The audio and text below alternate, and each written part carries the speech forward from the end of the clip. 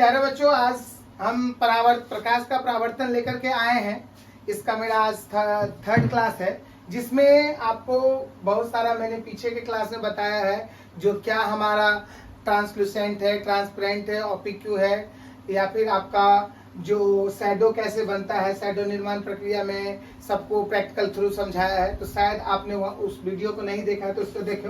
आज मेरा जो है प्रकाश का दर्पण का पूरा लेसन मेरा चलेगा, दर्पण के ऊपर चलेगा। दर्पण क्या है, कैसे इसका प्रतिबिंब बनता है, कितने प्रकार से इसका यूज होता है, ये सभी चीज को हम इसमें पढ़ेंगे। तो इसके लिए देखिए, सबसे पहले दर्पण क्या है। तो देखिए, दर्पण को समझने के लिए कुछ नहीं है। दर्पण वह चिकनी और चमकीली सतह है, यानी कि वो पूरा का पूरा चिकना होगा, या तो जो चीज चिकना होगा उस पर आप चमक आएगा, इतना याद रख लीजिए। तो वो चिकनी और चमकीली सतह जिससे होकर के प्रकाश की किरणें क्या होती है, टकरा करके रिटर्न हो जाती है, और प्रकाश उससे रिटर्न चली आएगी, और उसका जो एक साइड होगा वो सिल्वराइड होगा, यानी कि उसका एक पार्ट छुपा हुआ होना चाहिए, बंद होना चाहिए। सिल्वराइड का मतलब वो तो पेंट से होना चाहिए या फिर कोई चीज से ढका होना चाहिए, मतलब एक भाग उसका बंद होना चाहिए, पूर्ण रूप में क्लोज होनी चाहिए, और दूसरा साइड ओपन होना चाहिए जो चिकना या चमकीला होगा, जिसको टकराने से, जिसके सरफेस से लाइट आएगा उससे टकरा करके रिफ्लेक्ट हो जाएगा। इसे हम दर्पण कहते हैं। क्या कहते हैं? दर्पण कहते हैं, जिसको हम लोग मिरर के नाम से जानते हैं। तो इसे हम दर्पण या मिरर कहते हैं। अब याद रख लीजिएगा, एक भाग इसका पेंटेड होगा, दूसरा भाग जो है उसका ओपन होगा। जब तक अगर आपका दोनों साइड अगर ओपन हो जाएगा तो फिर वो दर्पण में गिनती नहीं हो पाएगा, क्योंकि वो रिफ्लेक्ट नहीं कर पाएगा। तब वो हमारा अगले लेसन, यानी कि तब वो काम कर देगा, रिफ्रैक्शन वाला काम कर देगा। तो रिफ्रैक्शन नहीं, अभी हम लोग केवल रिफ्लेक्शन पढ़ रहे हैं। तो रिफ्लेक्शन के लिए एक भाग कलर्ड होना चाहिए और दूसरा भाग दूसरे भाग का जो सरफेस है पूर्ण ओपन होना चाहिए, चमकीला होना चाहिए, जिससे टकरा करके लाइट पास हो। चलिए, तो आई थिंक आप समझे होंगे। अब इसके प्रकार को पढ़ते हैं, क्योंकि दर्पण आपने पढ़ा जो ये है, तो आप जानते हैं हर आदमी का प्रकार होता है, इसी प्रकार दर्पण का भी अपना प्रकार है। तो चलिए हम दर्पण के प्रकार के बारे में जानकारी लेते हैं, जो दर्पण कितने प्रकार के होते हैं।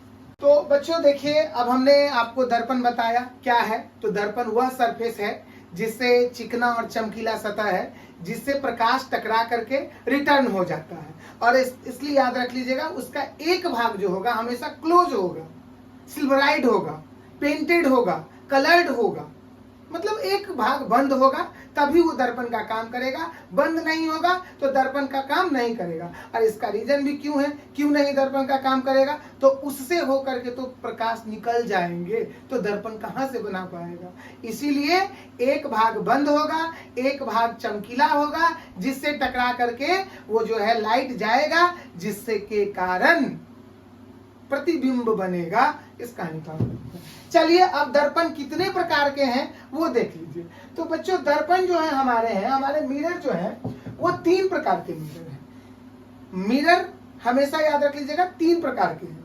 आपके बुक में सबसे ज्यादा स्फेरिकल पर ध्यान दिया गया है, बाकी प्लेन भी है, थोड़ा बहुत बता दिया गया। इस पे उतना क्या उस पर फोकस नहीं है। ये अगले क्लास में आपको 11 में जाने के बाद आपको पता चलेगा, अगर जरूरी आप ले रहे हैं साइंस तो इसे पढ़िए। अब इसमें आइए देखिए, सबसे पहले प्लेन मिरर क्या है। तो प्लेन का नाम है सीधा सीधी प्लेन। प्लेन क्या होता है? चिकना होता है, पूरा का पूरा सेम होता है। प्लेन आप कब कहते हैं? अरे भाई देखो, थोड़ा सा कहीं उठा हुआ है तो भाई ये प्लेन नहीं है, थोड़ा खुरदरा है। लेकिन यहाँ पे प्लेन रहेगा, पूरा का पूरा सतह उसका प्लेन होगा, सतह उसका एकदम साफ होगा। जैसे मैं एक फिगर के थ्रू दिखाता हूँ, देख लीजिए। ये समतल दर्पण जो होंगे वो देखिए ये इस तरह से होंगे, एकदम प्लेन, कहीं पे कुछ हमारा नहीं दिख रहा है। इसका क्या बोले हैं? दर्पण का क्या होना चाहिए? एक भाग सिल्वराइड होना चाहिए। तो यहाँ देख लीजिए, इसको हम क्या कर देते हैं, इधर ही कर दीजिए, उधर ही कर दीजिए, जिधर भी किसी एक साइड को आप करके आप देख सकते हैं। तो ये मेरा जो साइड हो गया वो क्या हो गया? सिल्वराइड हो गया। तो इस तरह से ये जो हमारा बना, ये समतल दर्पण हुआ। क्या हुआ? समतल दर्पण। ये क्या हुआ मेरा? समतल दर्पण। ये सेम बराबर हर जगह पे ये बराबर है, तो इसको हम क्या बोलेंगे, प्लेन मिरर बोलेंगे। अब बताइए इसको आप अपने भाषा में कैसे लिखेंगे, ये तो हमने आपको समझाया। अब भाषा सबका अलग अलग है, तो आप अपने हिसाब से लिखिए। मेरे हिसाब से अगर आप बोलेगा तो मैं ये लिखूंगा, जो समतल दर्पण वह दर्पण है जिसका परावर्तक सतह पूरा का पूरा प्लेन है, पूरा का पूरा चिकना है, कहीं भी खुरदरा नहीं है, मेरा ये कहना है। अब आप लोग अपने हिसाब से लिख लीजिए। चलिए दूसरा होगा आपका गोलीय, एस्फेरिकल, जिसको हम एस्फेरिकल कहते हैं। देखिए गोलीय का मतलब क्या होता है जी, आप अगर गेंद खेलते होंगे तो गोला कहते हैं। बॉल को क्या कहते हैं, बॉल को बॉल हिंदी में कहते हैं, इंग्लिश में हम बॉल कहते हैं। अब बताइए हिंदी में गेंद कहते हैं, अगर गोला बोलेंगे तो भी चलेगा।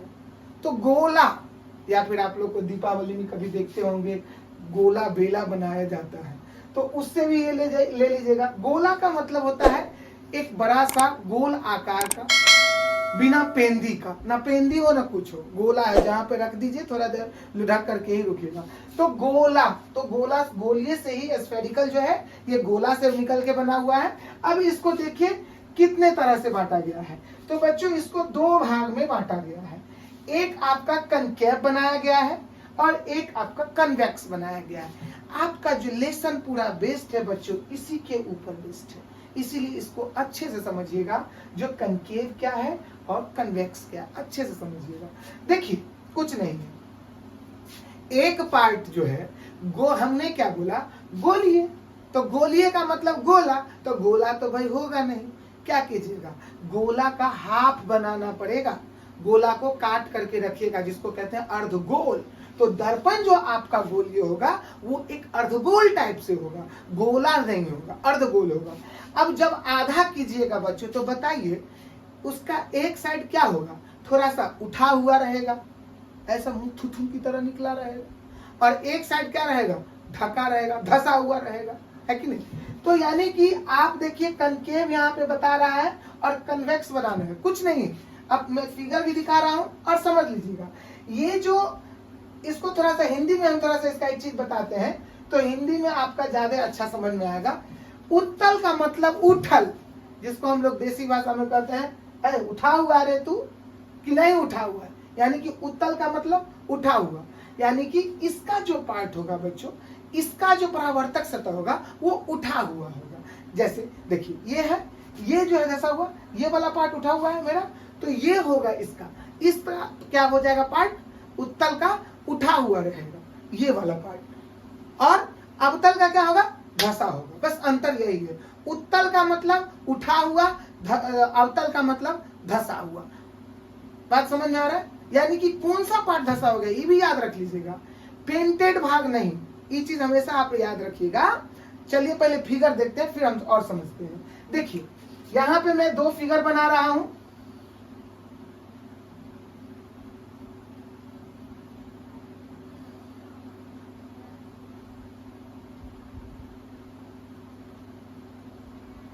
यहाँ पे दो मेरा फिगर है, एक फिगर ये है और एक फिगर ये है, ध्यान से देखिएगा। तो यहाँ पे मैं क्या बताया हूं, कनकेव बता रहा हूं और यहाँ में कन्वेक्स बता रहा हूं। कनकेव अवतल का मैंने क्या बोला, अवतल का मतलब धसा हुआ, अवतल का जो पूरा फेस रहेगा, इसका जो फेस रहेगा पूरा, इसको हम लोग बोलेंगे अवतल। इसका जो फेस रहेगा वो धसा हुआ साइड में रहेगा। अच्छे से देखिए, अभी हम आपको पहले समझा दिए हैं, जो दर्पण का एक साइड क्या होता है, सिल्वराइड होता है।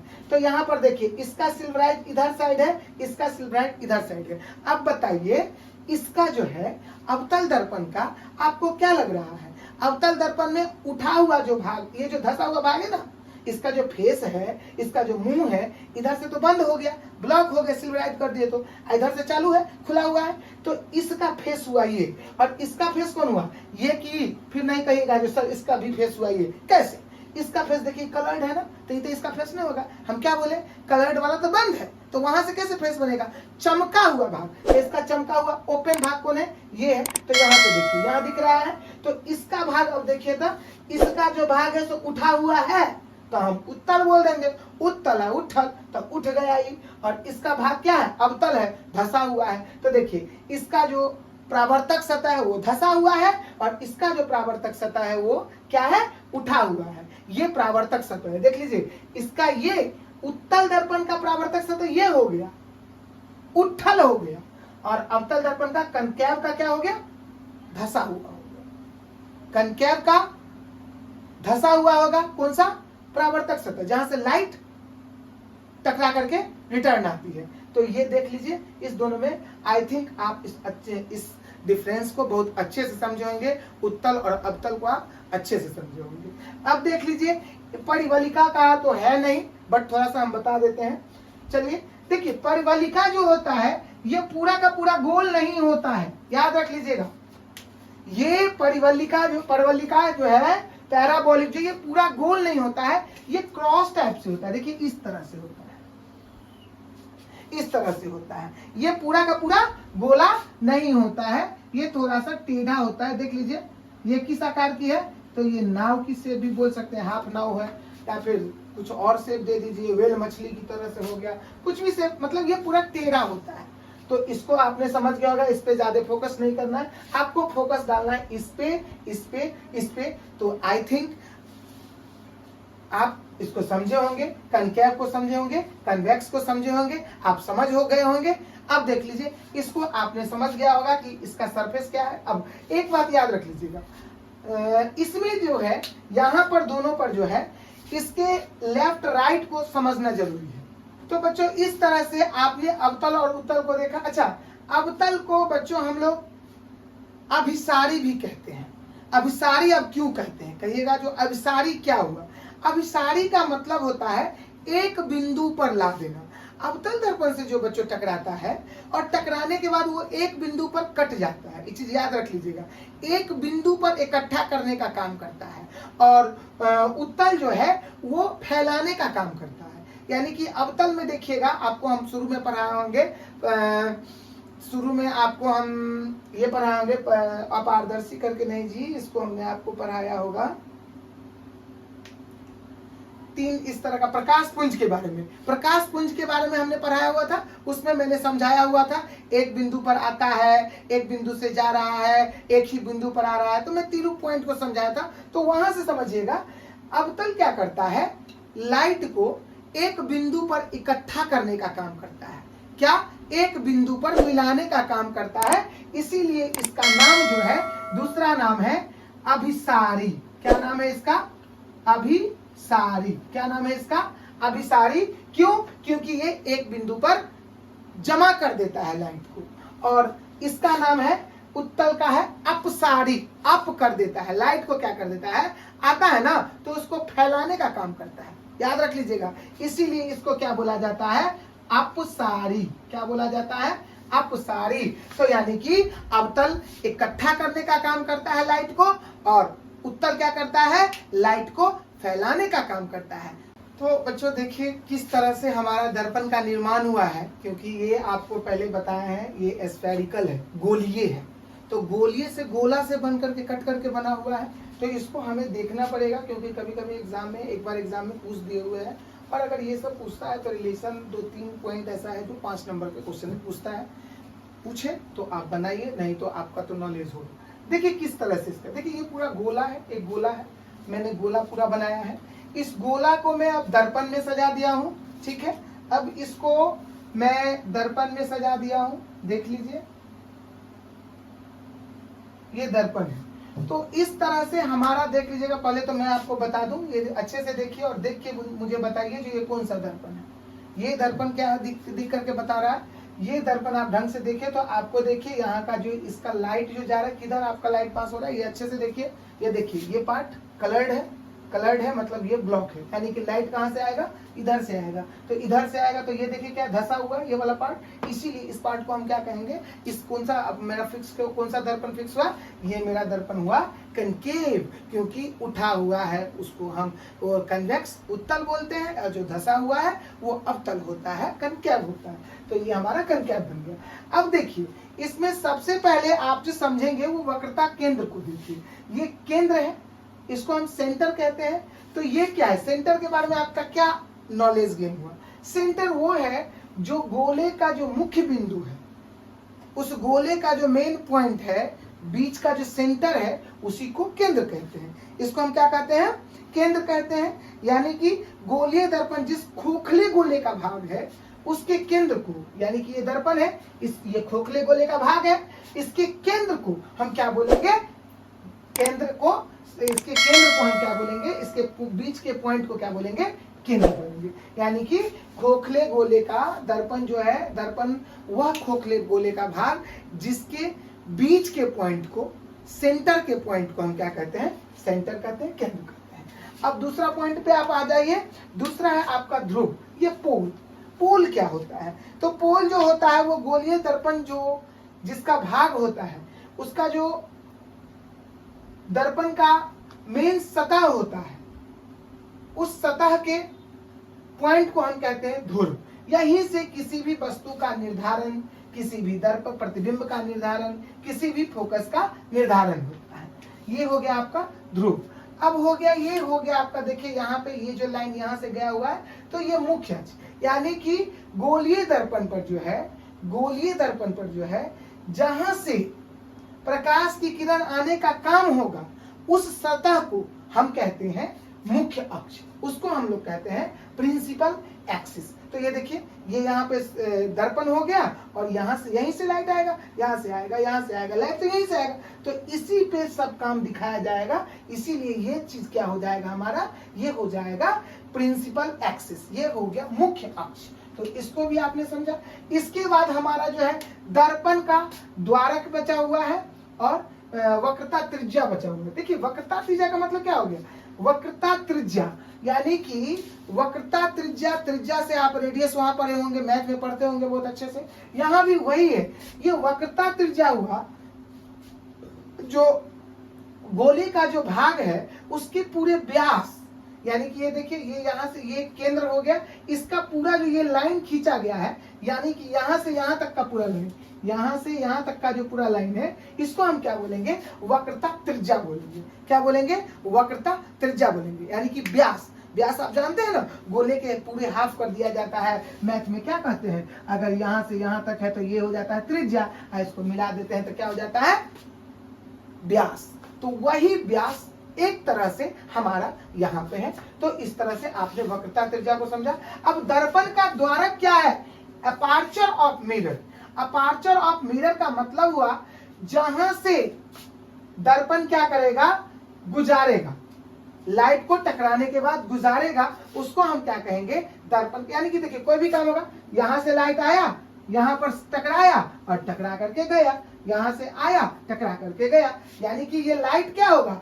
यहीं से टकरा करके सब काम होगा। इसीलिए इस पूरे एरियाज को क्या बोलेंगे? दर्पण का द्वारक बोलेंगे। क्या बोलेंगे? दर्पण का द्वारक बोलेंगे। इस और ये M और M जो डॉट है, ये आपका जो है दर्पण का द्वारक हो गया, M.M।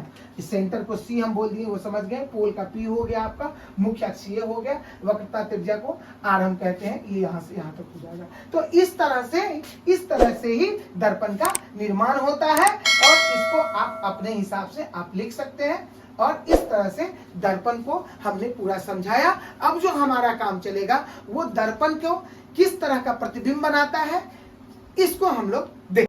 तो बच्चों, अब हम लोग आज इसमें दर्पण से किस तरह के अनेक दर्पण है, जैसे कि हमने पढ़ा है, आप आज पढ़े हैं हम लोग एक समतल दर्पण पढ़े हैं, प्लेन मिरर पढ़े हैं, इसके बाद स्फेरिकल में कन्वेक्स एंड कनकैव पढ़े हैं।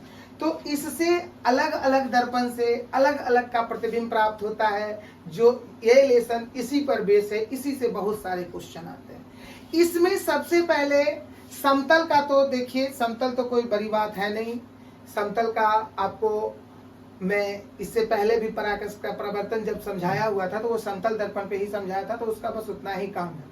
बाकी कनकैव और कन्वेक्स में जो डिफरेंस है उसको थोड़ा सा देखिए। इसमें अलग अलग तरह से दर्पण बनता है। तो आइए कनकैव और कन्वेक्स का जो कुछ पॉइंट है इसको हम थोड़ा सा समझें और इस बात को, मेरे बात को अच्छे से याद रखें। इस पर आपका एक नंबरी क्वेश्चन धराधर और फुल क्वेश्चन बनने वाला है इसी मेरे बातों पे।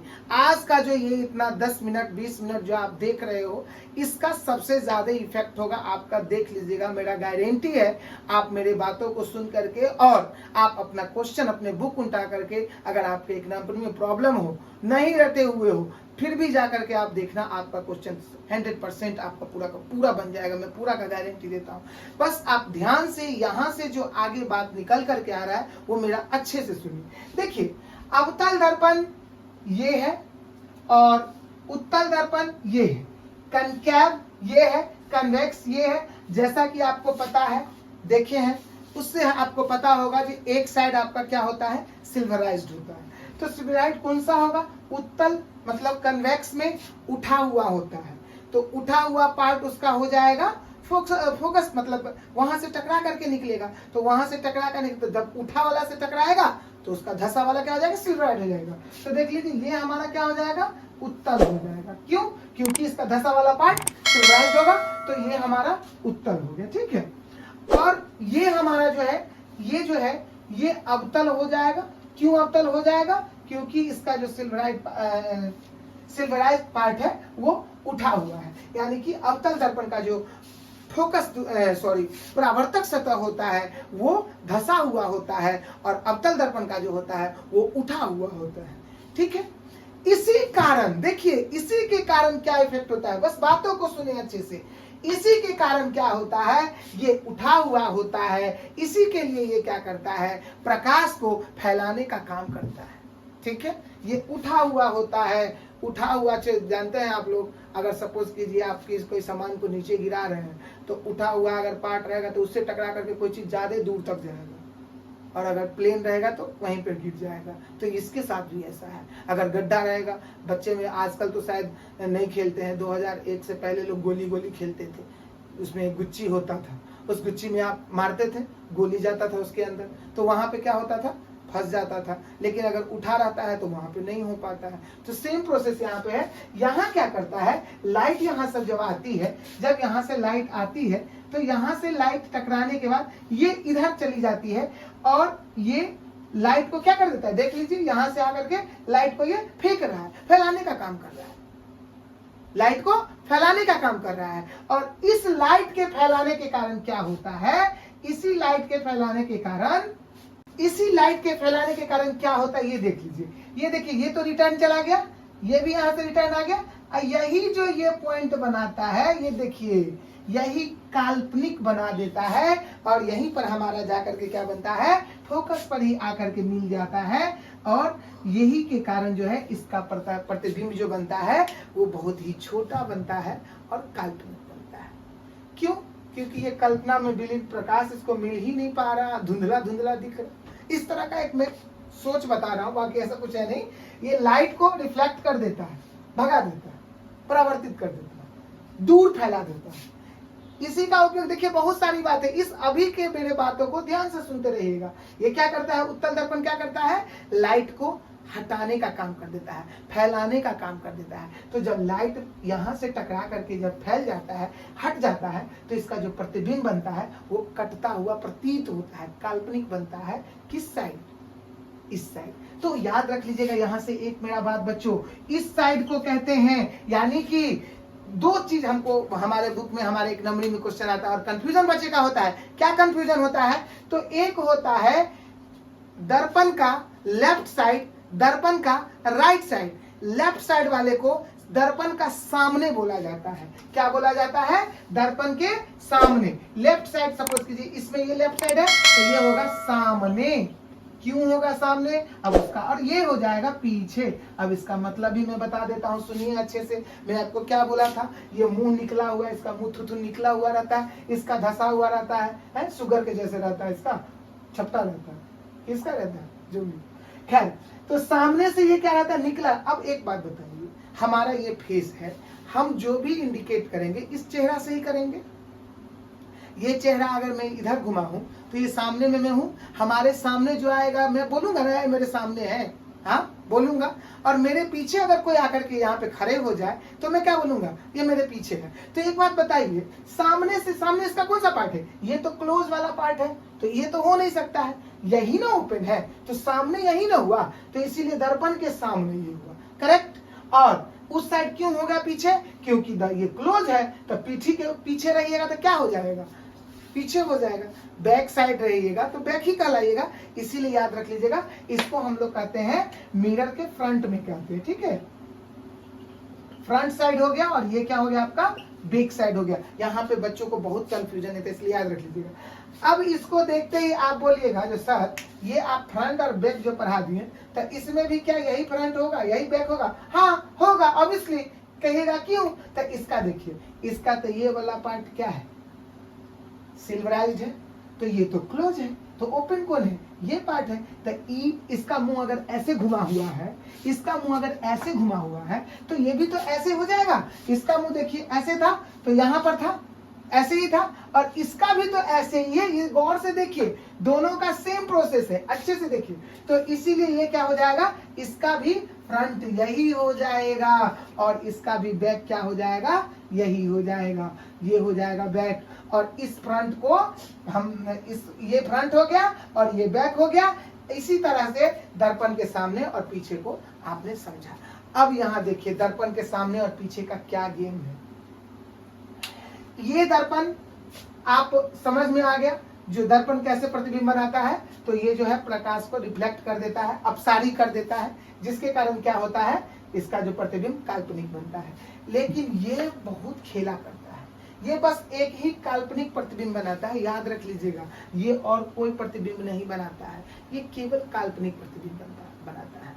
क्या बनाता है, काल्पनिक वर्चुअल इमेज केवल ये तैयार करता है। कौन, कन्वेक्स, केवल वर्चुअल तैयार करता है, और वो भी वर्चुअल और छोटा, वस्तु से छोटा होता है, वस्तु से छोटा हमेशा होता है। अब ये जो महाशय बैठे हुए हैं कनकेव, दुनिया में इसका सब बहुत ज्यादा वैल्यू, इसका बहुत ज्यादा वैल्यू है। अब कहिएगा सर क्या वैल्यू है, तो कन्वेक्स जो होता है, ये मतलब अवतल दर्पण जो होता है, सॉरी अवतल दर्पण जो है, ये अवतल दर्पण अपने इस गुण के कारण ये क्या करता है, प्रकाश के किरण को एक जगह पर मिलाने का काम करता है। इसीलिए इसको अभिसारी भी कहते हैं, एक जगह पर सबको मिला करके लसेर देता है, साट देता है, इसीलिए इसको अभिसारी बोलेंगे। और इसी गुण के कारण ये इकट्ठा करता है, इसीलिए इसका इमेज हर तरह का तैयार होता है। यानी कि कुछ बोले, इसको पूछेगा तो खाली छोटके बनाएगा, लेकिन इसको पूछेगा तो कहिएगा ये छोटका भी बनाएगा, बड़का भी बनाएगा, मोटका भी बनाएगा, पतला भी बनाएगा, उल्टा भी बनाएगा, सीधा भी बनाएगा। मतलब ये मल्टीपर्पस आदमी है, ये हर काम कर लेगा, जैसा प्रतिबिंब इससे चाहिए आपको बन जाएगा। लेकिन ये महाशय सक्षम नहीं है, ये केवल एक ही काम कर सकते हैं, काल्पनिक बना सकते हैं, और ये टोटल प्रतिबिंब बनाएंगे, ये हर तरह का बनाएंगे। याद रख लीजिएगा, आपके एग्जाम में बहुत सारा पूछा जाता है, फलाना लेना है तो हमको कैसे प्राप्त होगा, कौन से दर्पण से होगा, तो सिंपल सी बात है, कुछ भी पूछ दे ये देगा, केवल करके बोल दे तो केवल इस ये महाशय केवल एक और एक क्या बनाता है, उल्टा सॉरी सीधा। याद रख लीजिएगा, जो काल्पनिक बनाएगा प्रतिबिंब वो हमेशा सीधा होगा, काल्पनिक प्रतिबिंब हमेशा सीधा, काल्पनिक प्रतिबिंब हमेशा सीधा। और ये मैं आपको पहले पढ़ाया हूँ, जाकर के पीछे वीडियो में देखिए, वहां पर मैं काल्पनिक और वास्तविक के बारे में अच्छे से समझाया हूँ। तो काल्पनिक बनाएगा तो क्या हो जाएगा, हमेशा सीधा बनाएगा। अब ये इसमें आपको मैंने बता दिया इसका फायदा, इसका फायदा। अब देखिए, ये प्रकाश को फैला देते हैं, इसीलिए ये जब प्रकाश को फैलाते हैं, इसीलिए इससे जो इमेज बनता है वो छोटा और काल्पनिक होता है। ये तो आप समझे हुए हैं।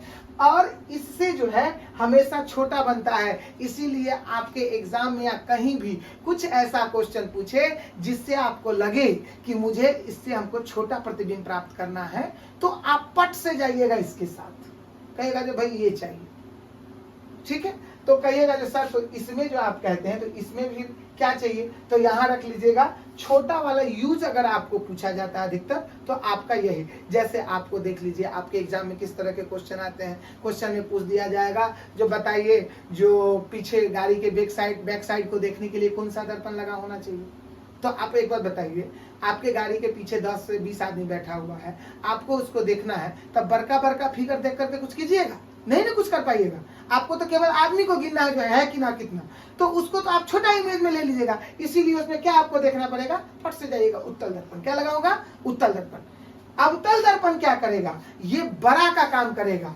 जैसे आपको एक बात बताइए, हम कहते हैं मुझे देखना है, डॉक्टर के पास गए, आपका दांत खराब हो गया है, वो उसको दांत को देखेगा, निकालेगा, पिलुआ विलुआ लग गया है, क्या लग गया, कीड़ा मकोड़ा लग गया है, उसको हटाना है। तो डॉक्टर साहब अगर अपना टॉर्च मारेंगे या फिर उनका एक लेंस दर्पण लगा रहेगा तो उससे जो वो चेक करेंगे, तो बताइए तो किससे करेंगे, सिर्फ कहिएगा सिंपल सी बात है सर इसको तो बड़ा करना पड़ेगा ना, हमारे दांत तो एक तो छोटा है और उस फिगर को भी छोटा कर देगा, तब तो कोई फायदा ही नहीं है। या फिर वहां पर हमको क्या देखना चाहिए, लाइट ज्यादा चाहिए, लाइट ज्यादा चाहिए, और लाइट ज्यादा देने का काम कौन करेगा, तो लाइट ज्यादा देने का काम करेगा ये ना। क्यों, क्योंकि ये जो इकट्ठा कर देता है, तो इकट्ठा लाइट करेगा तब ना खूब सारा रोशनी होगा। लेकिन ये तो भैया फेंक देगा, छिड़िया देगा, तो ये कहां से दिखा पाएगा। इसीलिए आप किसी भी एंगल से बस माइंड को चलाते रहें और आपका एक नंबरी का क्वेश्चन फटाफट बनेगा। तो क्या बताइएगा, अगर बड़ा दर्पण का यूज करना होगा, बड़ा प्रतिबिंब चाहिए तब पट से इसमें आइएगा, छोटा चाहिए तो इसमें जाइएगा। अगर इकट्ठा वाला जगह हो रहा है, यानी कि कहीं पर सपोज कीजिए आपको ज्यादा लाइट की जरूरत है, तो कौन सा चाहिए बताइए, ये चाहिए, कम लाइट की जरूरत है, क्या चाहिए, ये चाहिए। तो इस तरह से आप अपने अकॉर्डिंग, वैसे हम क्वेश्चन भी एक नंबरी लेकर के आएंगे, लेकिन इसको रेगुलर आप देखते रहिए। तो इस तरह से अवतल दर्पण, उत्तल दर्पण को आपने समझा। अब सारी क्यों कहते हैं ये भी समझ गया, अब सारी क्यों कहते हैं ये भी समझ गया। अब इसका हम एक बार आपको यूज भी बता दिए हैं, जो किस में यूज होता है, क्या नहीं यूज होता है। और इस तरह से